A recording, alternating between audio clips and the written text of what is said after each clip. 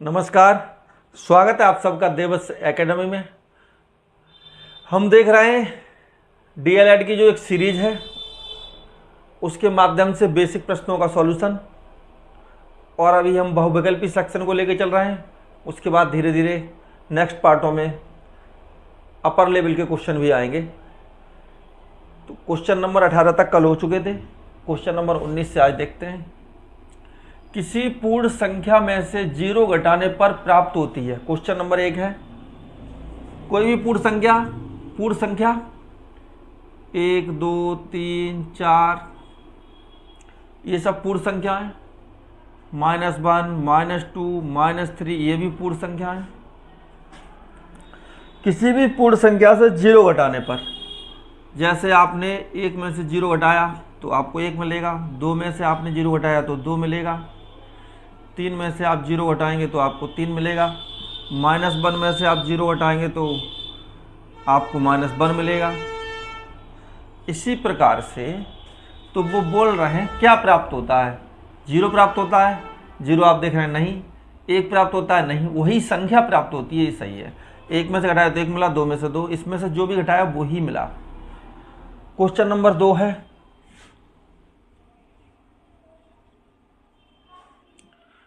प्राकृतिक संख्या है।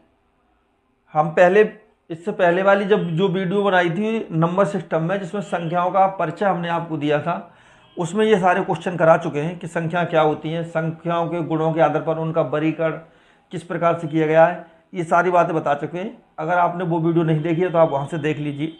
प्राकृतिक संख्या है, इसे नेचुरल नंबर, वो सभी नंबर जो गणना के काम में आते हैं प्राकृतिक संख्या होती है। जैसे 1 2 3 4 5 ये जो नंबर हैं अनंत तक, ये सब प्राकृतिक नंबर हैं। तो इसमें पूछा है प्राकृतिक संख्या है, ये आप देख रहे हैं सही। अपूर्ण संख्या है, ये भी अपूर्ण है, ये भी अपूर्ण है। प्राकृतिक संख्या एक है जो कि गणना में आती है।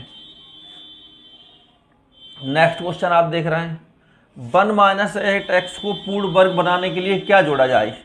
जैसे यहाँ दिया है 1 - 8x, इसका सॉल्यूशन शॉर्ट ट्रिक ये है कि इसका हम वर्गमूल निकालें, वो आएगा 1, इसका 2 गुना कर दें, आएगा 2। अब जो 8x है उसमें 2 से भाग दें, आएगा 4x, और इसका कर दें वर्ग तो आ जाएगा 16x²। ये इसका आंसर हो जाएगा। इस तरीके से ऐसे बनाते हैं तो इसका आंसर हो जाएगा 16x²। उसके नीचे क्वेश्चन नंबर 22 है, भाज्य का सूत्र है। ए विकल्प दिया है, बी सी और डी 4 विकल्प दिए हुए हैं। भाज्य का सूत्र हम आपको बता दे रहे हैं। भाज्य बराबर होता है भाजक इनटू भागफल और प्लस इसी में होता है शेषफल। अब इसमें कुछ लोगों को ये नहीं पता होगा भाजक किससे कहते हैं, भाज्य क्या होता है, भागफल क्या होता है और शेषफल क्या होता है।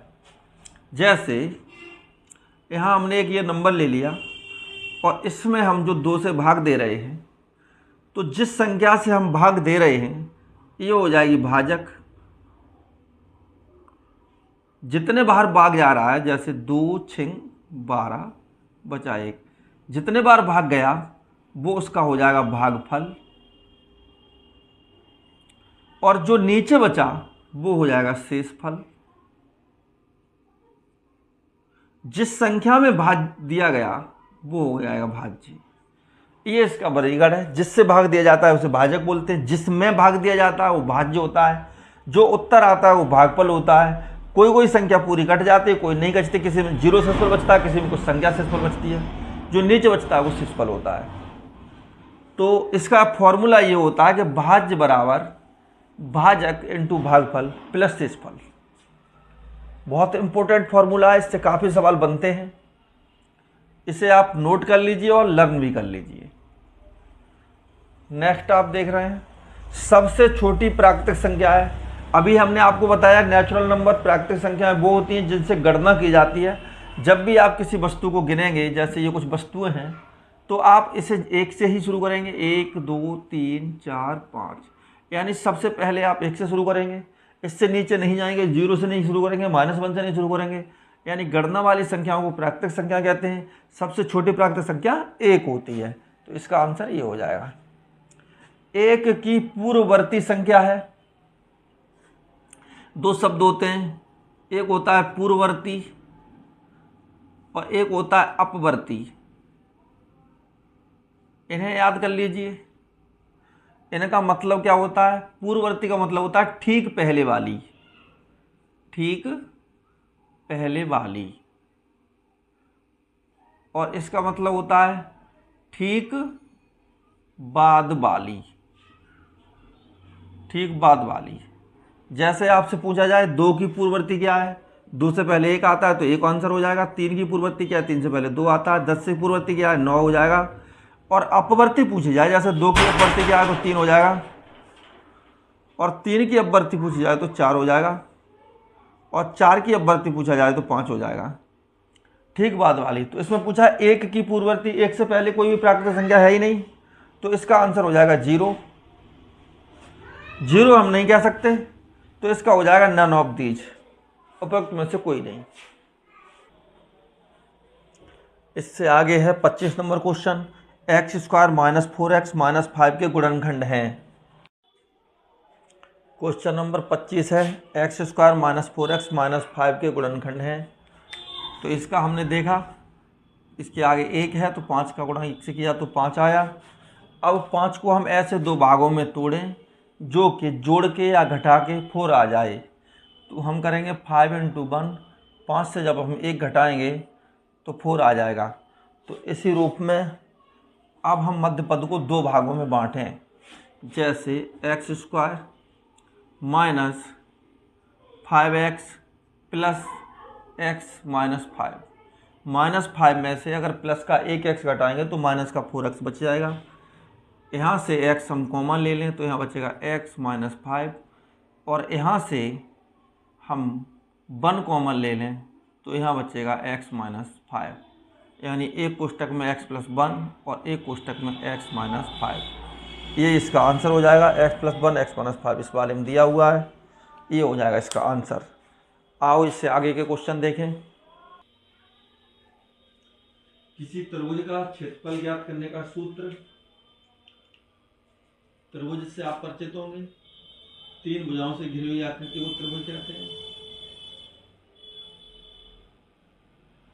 त्रिभुज कई प्रकार के होते हैं, कोई भी त्रिभुज हो उसका क्षेत्रफल निकालने का सूत्र एक ही होता है, 1/2 × आधार × ऊंचाई। इसे नोट कर लीजिए। त्रिभुज का क्षेत्रफल निकालने का सूत्र होता है 1/2 × आधार × ऊंचाई। ये विकल्प सही हो जाएगा। क्वेश्चन नंबर 27 है, 16 और 40 का तृतीय अनुपाती, द्वितीय अनुपाती, तृतीय अनुपाती, ये सब फॉर्मूले कल वाली वीडियो में पार्ट 1 में बता चुके हैं।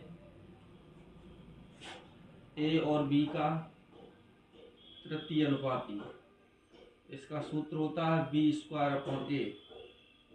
इसमें रख लीजिए b ये है और a है ये है, यानी 40 का स्क्वायर बट्टे 16, यानी 1600/16। इससे भाग देंगे तो इसका आंसर आ जाएगा 100, कट जाएगा इससे।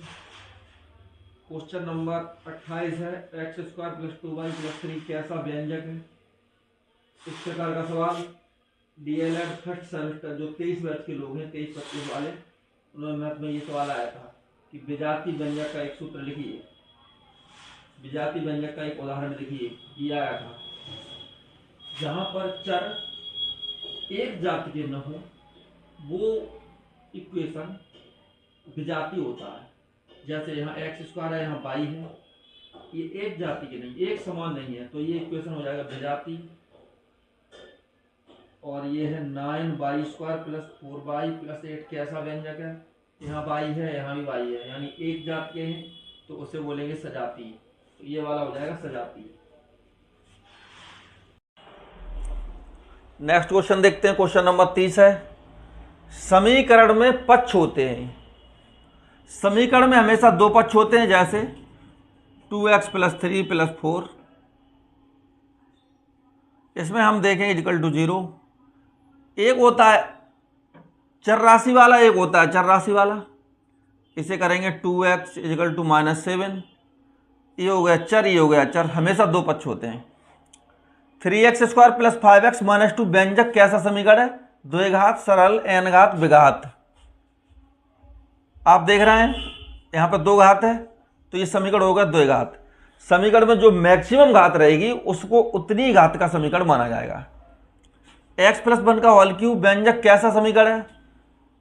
इसे जब खोलेंगे आप x + 1 का होल क्यूब को, तो इसमें x³ आएगा +1, a³ + b³ + 3ab, 3x कोष्टक में x + 1। इसे जब सॉल्व करेंगे तो मैक्सिमम घात 3 आएगी, इससे ऊपर नहीं आएगी, तो ये हो जाएगा त्रिघात। 24,36 का मासा निकालना है। मासा और लासा निकालने की विधि हम इसी चैनल पर वीडियो बना चुके हैं, वहाँ आप देख लीजिए। बाकी हमें आपको शॉर्ट में बता दे रहे हैं। 24 और 36 का मासा निकालना है। मासा में हमेशा हम छोटा नंबर पकड़ते हैं। अब इसका इसमें भाग दे के देंगे, भाग नहीं जा रहा है तो इसे आधा करेंगे।